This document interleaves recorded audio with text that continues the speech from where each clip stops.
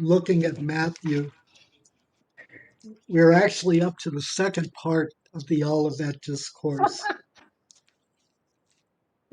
So um, why don't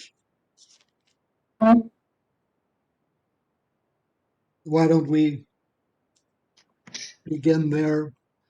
I'll read from chapter 24, verses 36 through 44. I don't think we'll get much beyond that today.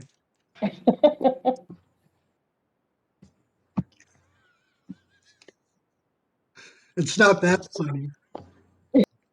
One never knows. We may actually finish Matthew tonight. What?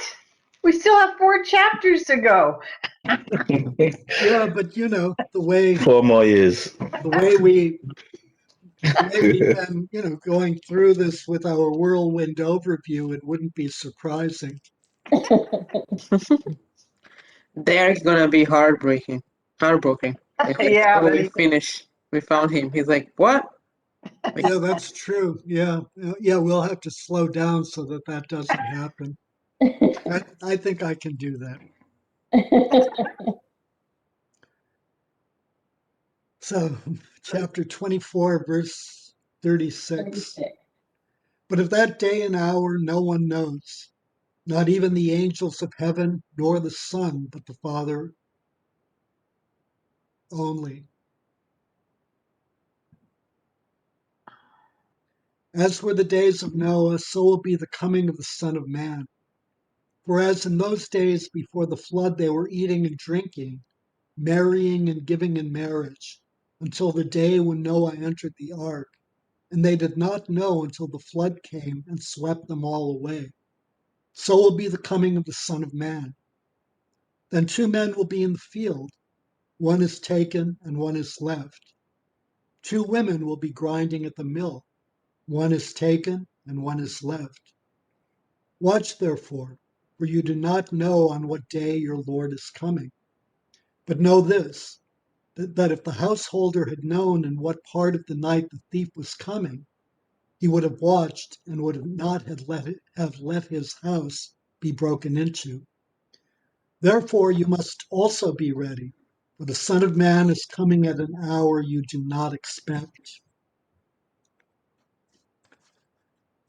So we get to, if we remember from the very beginning of chapter 24 in verse 3, the disciples, as Jesus is sitting on the Mount of Olives, come to him and ask the question, tell us, when will this be, and what will be the sign of your coming and of the close of the age? So there are 2 questions there. When will this be refers to when no stone will be left upon another. And then the second, what will be the sign of your coming and the close of the age, refers to the second coming. So they use parousia, and they're accidentally sort of transforming Jesus' earlier statement in chapter 23, verse 39, for I tell you, you will not see me again until you say, blessed is he who comes in the name of the Lord, into a somewhat different question about a future coming that's not connected with the stones being left upon another. So there they're using the word parousia, and here that question is answered.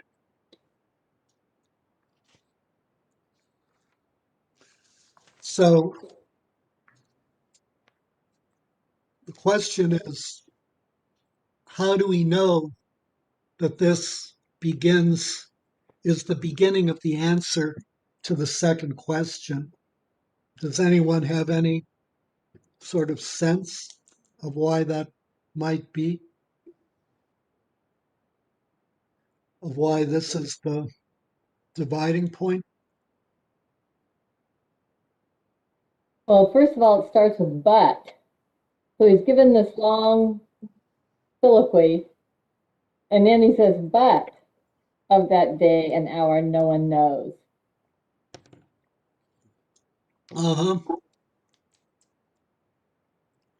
Yeah, So it's like now I'm doing the second part of what you asked.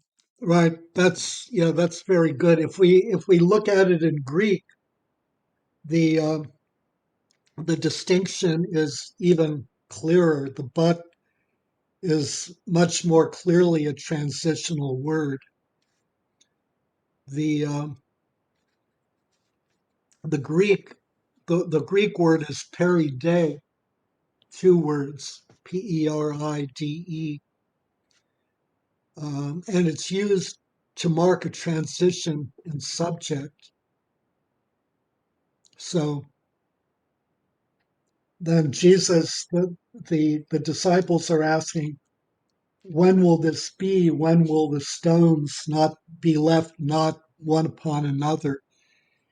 And so Jesus is speaking then of a time that can be anticipated, right? So he's giving the signs and he's giving a warning so that the signs of that happening can be recognized so that the church can be preserved and the church can survive the onslaught, because Mhm. otherwise the church risks destruction. But now he's making the transition from something that can be anticipated to an event whose time is unknown, unknowable, and that comes without warning. So we can see the use of peride in a number of places. There's one, in fact, in Matthew's Gospel. It's in chapter 22, verse 31. This is where the Sadducees present that ridiculous scenario of, of a woman who's married to seven brothers, each of whom dies, and then Mhm. uh, which of them, whose wife will they be? And they're presenting this as a proof that the belief in the resurrection is completely ludicrous. And so Jesus answers, verse 29, but Jesus answered them, you are wrong because you know neither the scriptures nor the power of God. For in the resurrection they neither marry nor are given in marriage, but are like angels in heaven. And then the transitional phrase, which in my Bible is translated as and, but is the same peride. As for the resurrection of the dead, have you not read? So he's making a general observation, and then he's making a transition to the theological underpinning of his argument and the theological fallacy that they've committed in their argument. So it's a transition. We also see it's commonly used by Paul, and we can see it um, in a number of places, but one of them is um, 1 Corinthians chapter 12, verse 1. So the context here is that Paul has been talking about the Eucharist. He's presented his rendition of the Last Supper and Jesus' words at the Last Supper. And then he's talked about the necessity of being worthy of participating in the Eucharist and not of profaning the body and blood of the Lord. And so then in chapter 12, he's making a transition to discussing spiritual gifts. So in chapter 11, verse 33, it reads, so then, my brethren, when you come together to eat, wait for one another. If anyone is hungry, let him eat at home, lest you come together to be condemned. About the other things, I will give directions when I come. Then in chapter 12, verse 1, now concerning spiritual gifts. So we can see that clearly. The now translated in my Bible, at least, is that same peri. So now concerning spiritual gifts, it's an abrupt transition, a transition to something else. So yes, the but is very clearly transitional, and it means that the second question is being answered.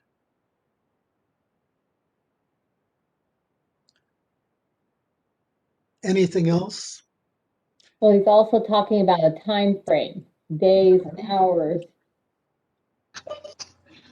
Now, the common food they have to eat, is that a communion or what kind of food are they supposed to be? It's the Eucharist. Okay. Right. Yeah. Chapter 11 of First Corinthians is the Eucharistic verse. So actually, in some ways, this is interesting in terms of I mean, the second thing about this, the he's talking about the time is interesting because it's an inversion in many ways. So the disciples have, in asking the second question, have in some sense misinterpreted what Jesus said about um, um, you will not see me again until you say, blessed is he who comes in the name of the Lord. So he's talking to that generation. They won't see him again until they say, blessed is he who comes in the name of the Lord. And although blessed is he who comes in the name of the Lord is typically viewed as either a a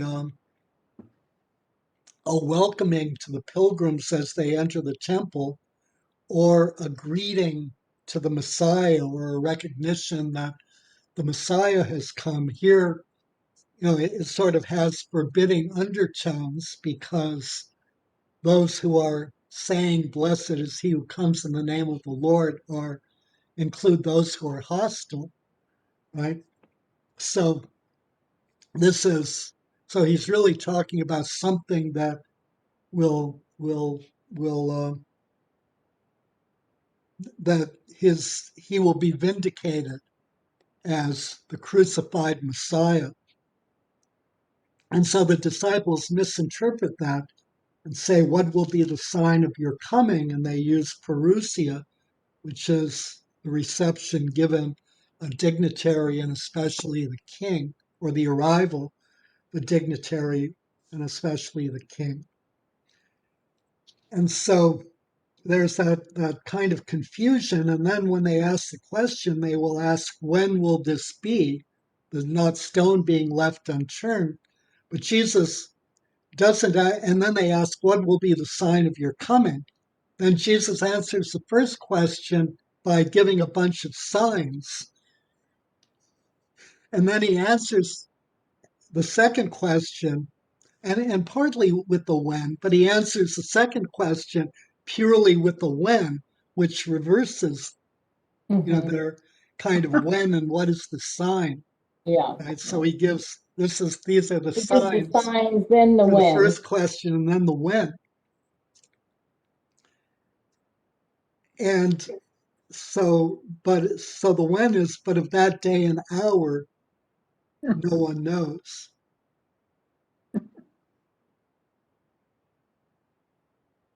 So it's still a mystery. Mm-hmm. So that day refers back to the parousia in the second question. But that day is also, but of that day, what what what implicitly might the day be if we consider, Jewish theology and messianic theology, what is the day?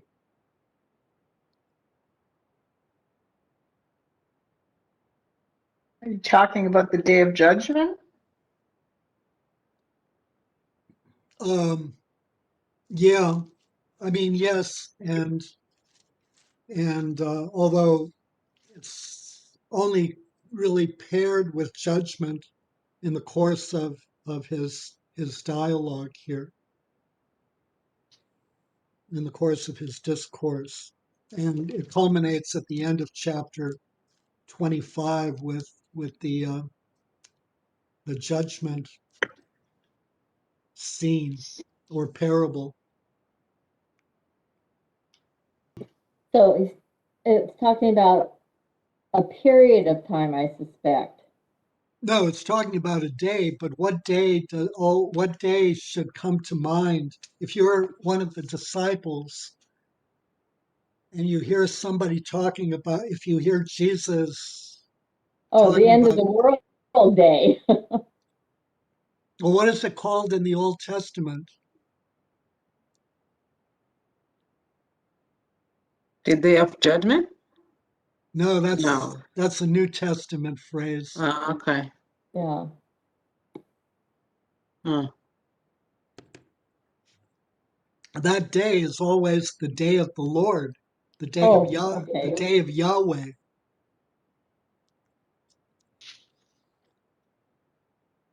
And we can see it in Matthew actually uses that day earlier in chapter 7. It's verse 21. Not everyone who says to me, Lord, Lord, shall enter the kingdom of heaven, but he who does the will of my Father who is in heaven. On that day, many will say to me, Lord, Lord, did we not prophesy in your name and cast out demons in your name and do many mighty works in your name? And then I will declare to them, I never knew you. Depart from me, you evildoers. So this happens on that day. That's the day of the Lord, which is the day of judgment.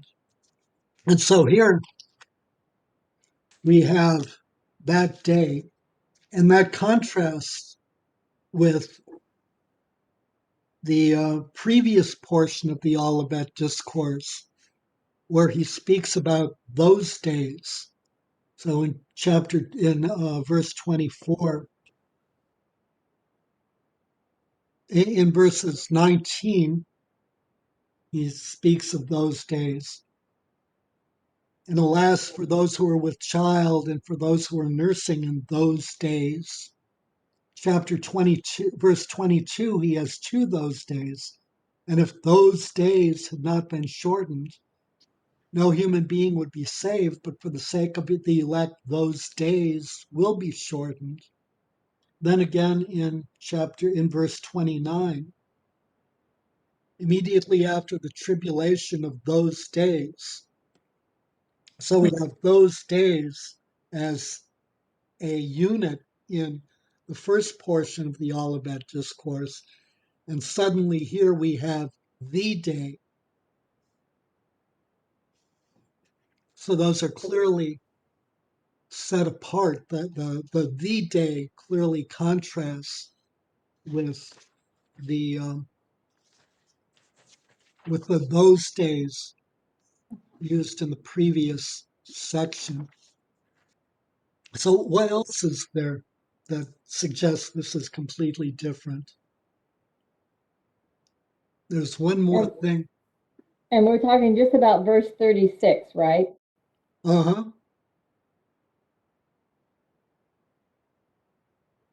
Well, it's having us think of heaven, the angels of heaven, and the Son will be in heaven.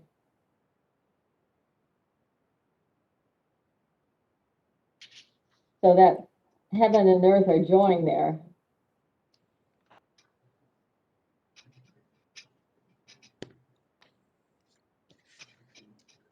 Mm-hmm.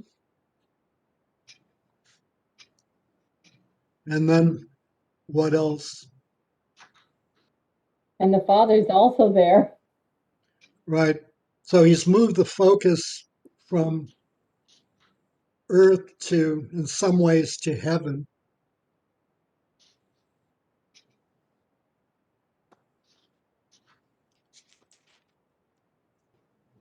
And then there's one more thing. Moving the focus from earth to heaven, or heaven coming down ultimately to judge earth, which is, typical. What happens in the final judgment is what he's ultimately talking about here. So that culminates in at the end of chapter 25 in the judgment scene, the very end of the Olivet Discourse. How one will be separated, one will be chosen Mm-hmm. and separated from the other. Right. Yeah, that's the next verse, though. The final thing is the no one knows, is he's given the signs, right? We talk about the 7 signs and then the repetition of the ones he's most concerned about to focus particular attention on. So those are contradictory, right? If Mm-hmm. no one knows, then there are no signs. If there are signs, you know that something is coming. You might not know the precise second or the precise day, but you know it's coming. And it's big because not even the sun knows. Right. So if the sun doesn't know, something big's happening. Right. Something big is happening. And so there are no signs, unlike the first part of the discourse. The reality is you can't combine those in any sensible way, because if no one knows, because there are no signs, then those first set of signs can't apply to this. And if those first set of signs apply to this, then someone knows. Mm-hmm.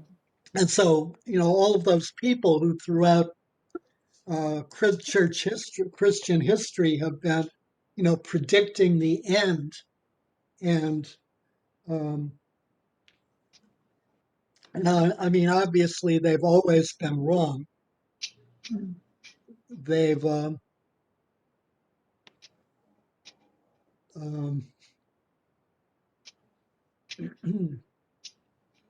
well, they've always been wrong. I mean, clearly, it's a complete misreading of Jesus' message. There are no signs. The signs were of the destruction of the temple, the persecution and the destruction of the temple, and a very good reason that there would be signs, because without them, the church may well have been destroyed.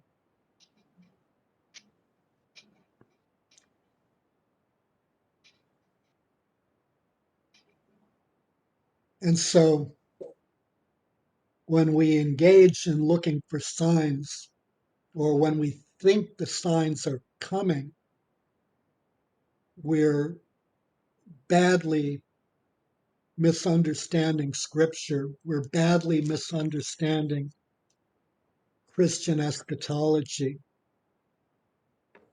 And more often than not, we're badly sinning, and we're not doing what the Lord has called us to do. Let's then go back to the first reference of the Parousia. Remember, Jesus was talking about in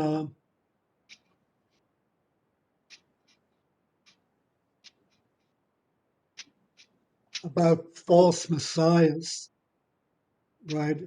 In in verse 23, chapter 24, verse 23. Then if anyone says to you, behold, here is the Christ, or there he is, do not believe it. For false Christs and false prophets will arise and show great signs and wonders, so as to lead astray, if possible, even the elect. Behold, I have told you beforehand. So if they say to you, behold, he is in the wilderness, do not go out. If they say, behold, he is in the inner rooms, do not believe it. Whereas the lightning comes from the east and shines as far as the west, so will be the coming of the Son of Man. So that's a parenthetical, right? He's moving from the reality that there are false prophets, that there are false messiahs, that there are people claiming to be the Messiah who are not, that if you want to go and see this Messiah, you're going to have to search him out. You're going to have to go, to the wilderness. You're going to have to go beyond the Jordan. You're going to have to go into some hiding place. You're going to have to go searching out the so-called Messiah because he's a false Messiah. But here Jesus uses the word parousia, whereas the lightning comes from the east and shines as far as the west, so will be the coming, the parousia of the Son of Man. How do you spell Perusia? I keep guessing. Parousia. Oh boy.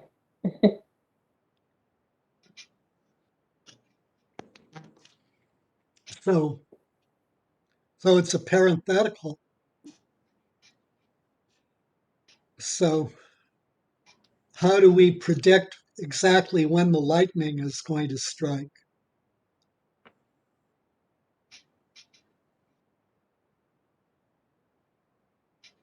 We don't, right? The lightning strikes. The best sign of it is thunder, but that comes afterwards.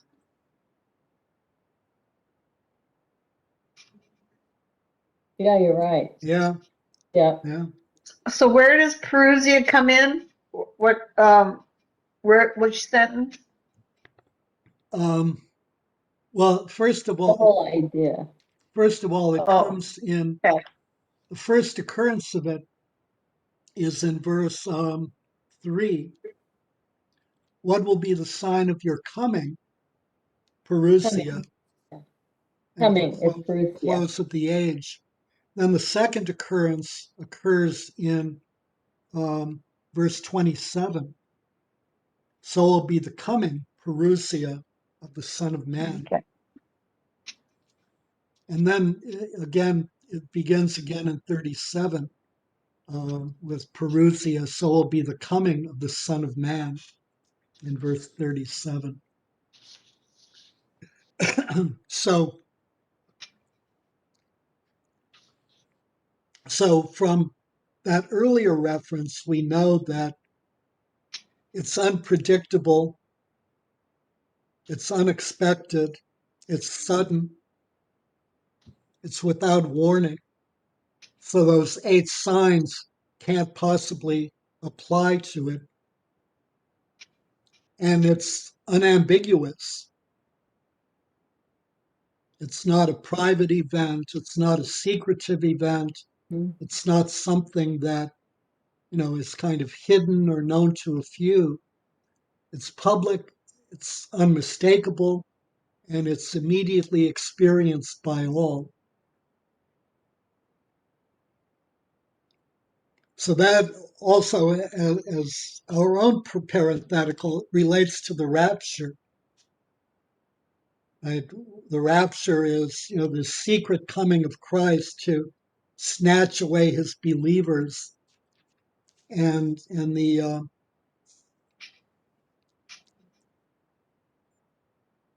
and rapture advocates um, see, verse 40, which we'll get to in a little bit, as supporting the rapture, where one is left in the field, one is taken, one is left. Of the men in the field, for women at the grinding mill, one is taken, one is left. They see the one taken as raptured and the one left as the unbeliever, or whatever, the one Us. who's not a true disciple of Christ. But um, but it's clear that the parousia is public, unmistakable. It's not secretive. It's immediately experienced by all, not by some.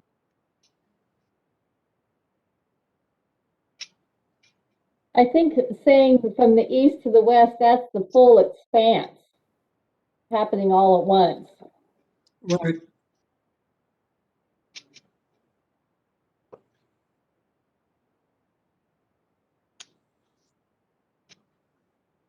Right, it is. Yeah.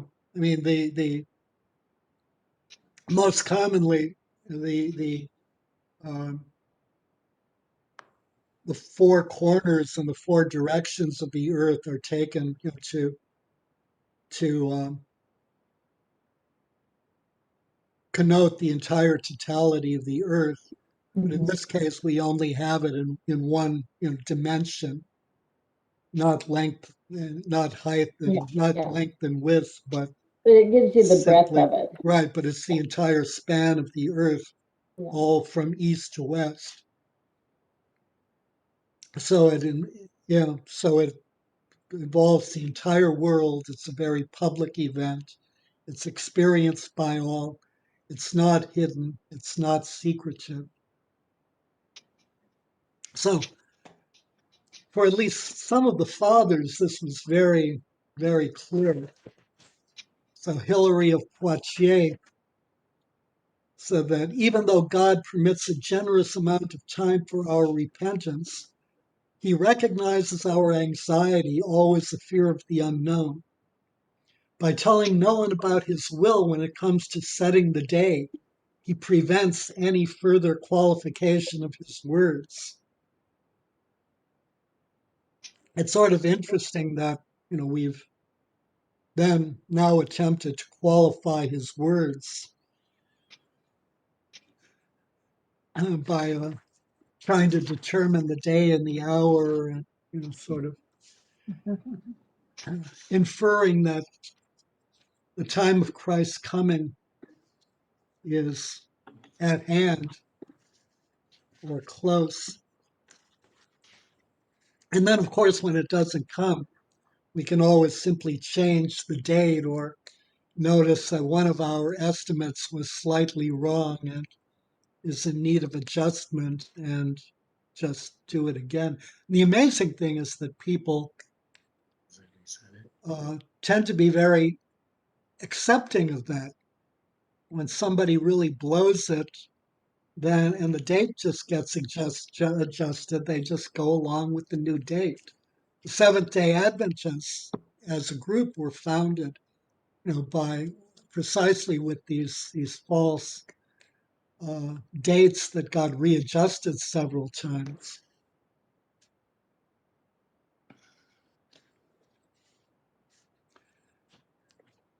So then the question is, if no one knows the day or the hour, if it comes totally by surprise, if it catches you unaware, then what do you do about it? It's obviously important to do something about it, or, going to go to hell. So Jesus then proceeds to answer that question with, in the remainder of the portion that we read, with three little parables. Mm-hmm. And then he has three more parables. The very last one in three longer ones, very last one in chapter 24, two parables in chapter 25, and then the judgment at the very end of chapter 25. So you just have to be prepared at all times. Right, right. So you just have to be prepared. And that's kind of what the parables are talking about. Right. So he moves. So he then moves to a little mini parable about Noah. Right. So as were the days of Noah, so will be or a comparison, so will be the coming of the Son of Man. Whereas in those days before the flood, they were eating and drinking, marrying and giving in marriage until the day when Noah entered the ark. And they did not know until the flood came and swept them all away. So will be the coming of the Son of Man. Well, let's take a look at the flood. Well, less at the flood itself than at its right before the flood.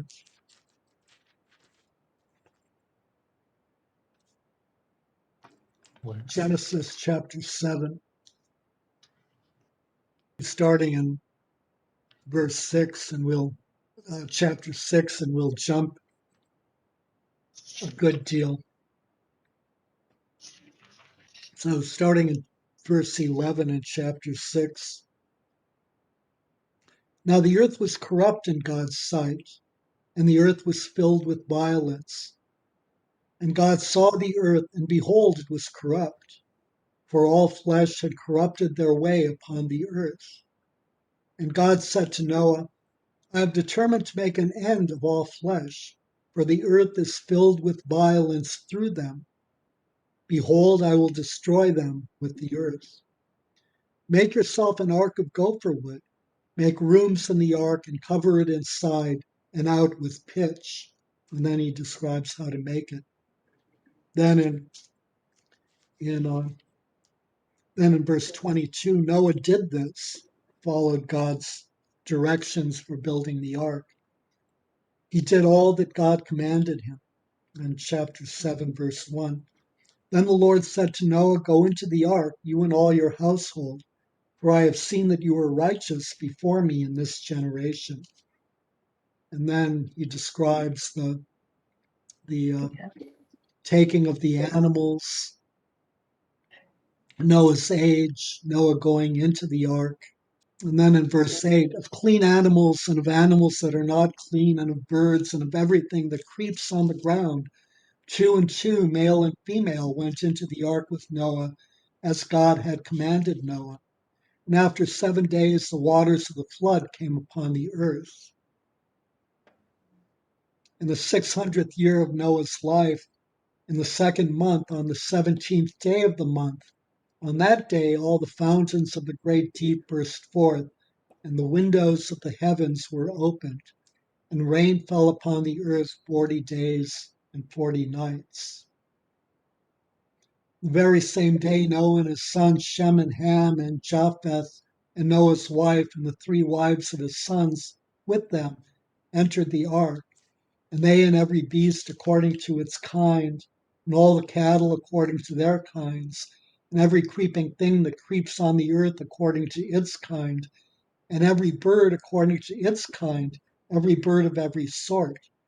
They went into the ark with Noah, 2 and 2, of all flesh in which there was the breath of life. And they that entered, male and female of all flesh, went in as God has commanded him. And the Lord shut him in. The flood continued 40 days upon the earth. So only Noah knew of the flood and his family, since they were commissioned by God to build the ark. So for everyone else, the flood came completely unawares. There were no signs. The flood simply came. No one could evade it. Only those who were prepared. So Noah, Noah's sons, Noah's wife, Noah's sons' wives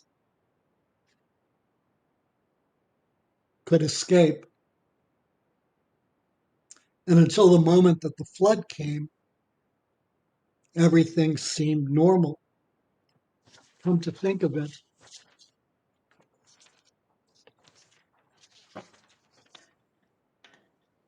let's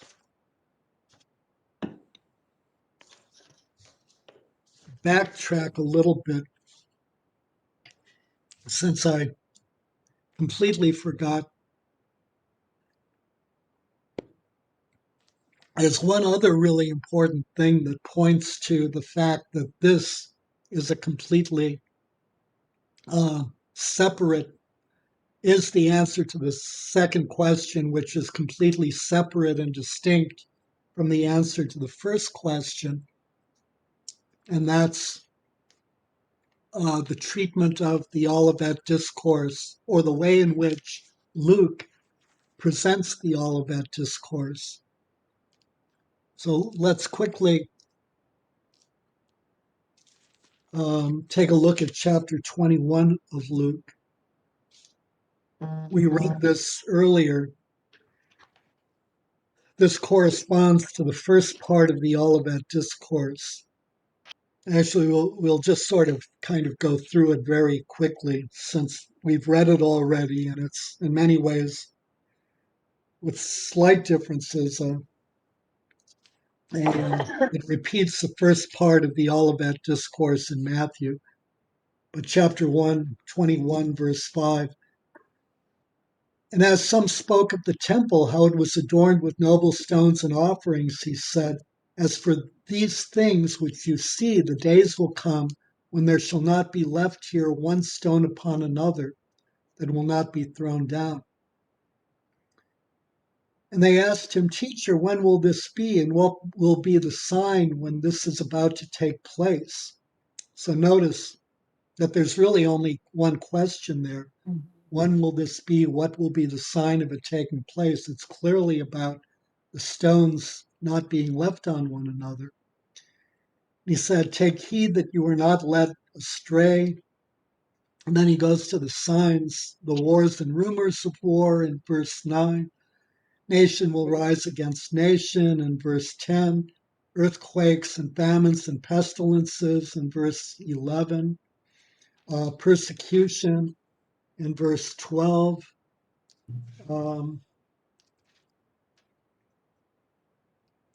13, 14, and 15, and 16, and 17, and 18.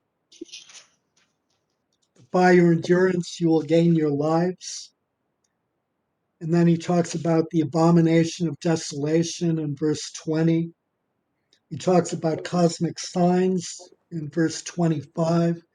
The lesson of the fig tree is in verse 29. And so this basically duplicates the first part of the Olivet Discourse in Matthew. But Luke separates them. The second part of the Olivet Discourse is in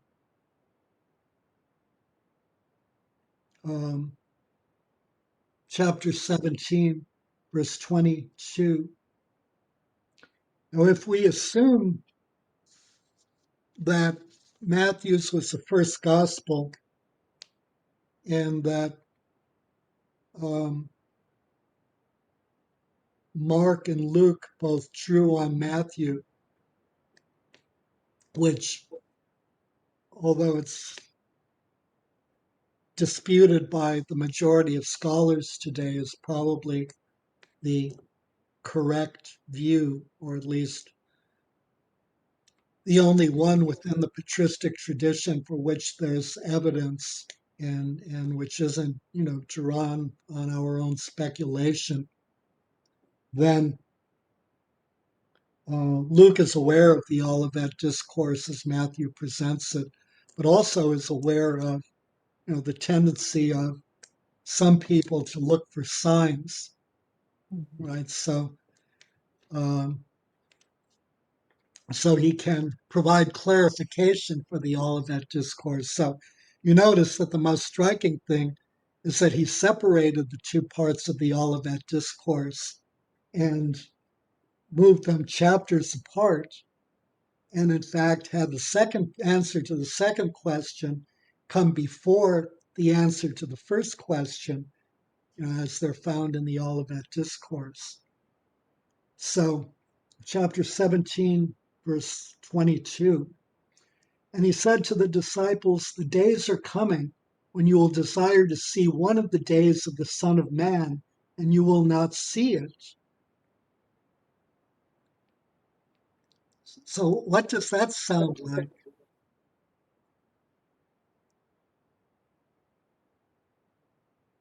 I mean, what is he saying there? Isn't that his crucifixion? Crucifixion he's talking about? No, no, he's not talking about the crucifixion. He's talking, He's saying Christ won't be there. he's saying you're going to be looking for the signs of Christ's coming, but he's Yeah. not going to come. Hmm.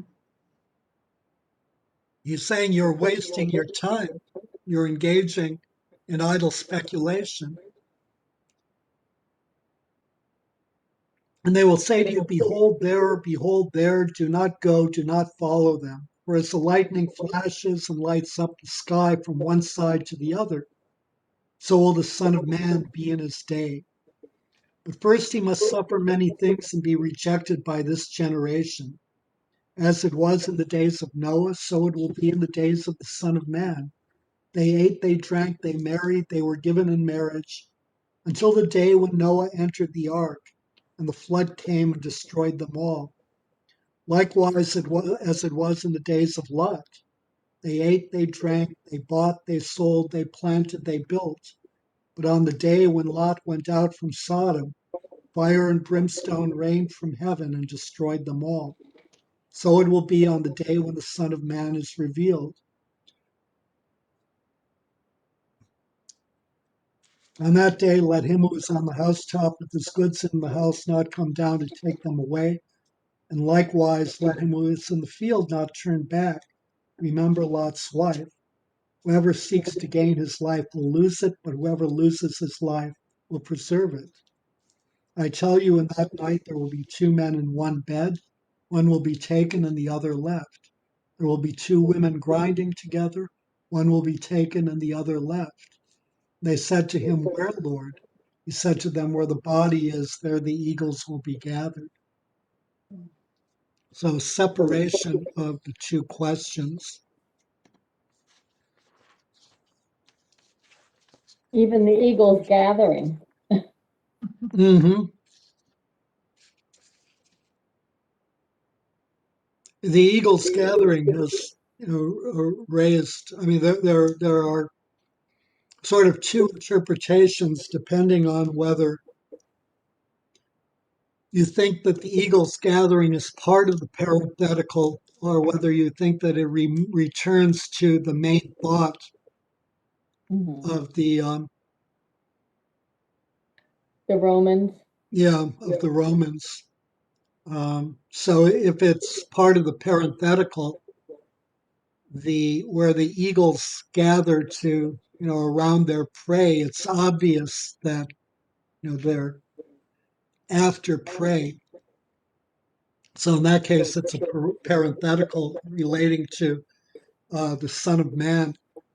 Or if it refers to the Romans, then where you see the Romans, the eagles gathered, you know that they're about to swoop in on their prey, which is Jerusalem.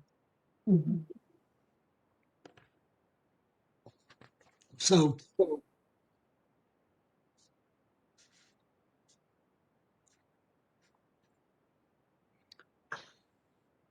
the days of Noah, everyone will be caught unprepared and unawares and affected by a universal phenomenon.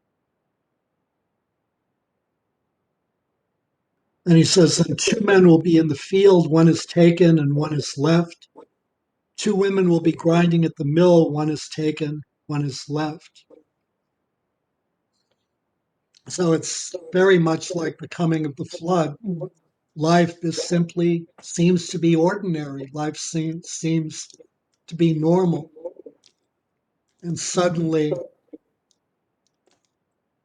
Christ comes again. So we'll pick up there with one coming and one being left.